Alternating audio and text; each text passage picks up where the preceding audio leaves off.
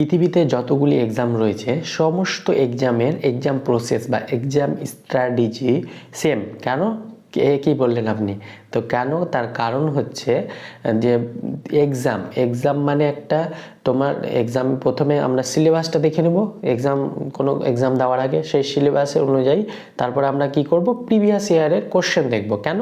কারণ প্রিভিয়াস ইয়ারের কোশ্চেন থেকে কী লাভ হবে? প্রিভিয়াস ইয়ারের কোশ্চেন দেখে যেটা লাভ হবে, তো এক্সাম যে নিড মানে এক্সাম যে কি চাই তোমার কাছে সেটা তুমি বুঝতে পারবে। মানে ধরো কোনো এক্সাম সিলেবাসে 5টা টপিক রয়েছে, তো কিন্তু তোমাদের এক্সামে এই ধরো 2টো টপিক থেকে খুব বেশি কোশ্চেন এসেছে, বা বাকি 3টা থেকে খুব বেশি কোশ্চেন আসেনি, বা 2-1টা এসছে।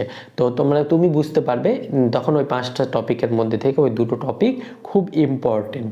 তখন তুমি প্রিভিয়াস ইয়ার দেখে এইভাবে তুমি বুঝলে তোমার এক্সামের নিডটা বা স্ট্র্যাটেজিটা ফুলফিল হবে।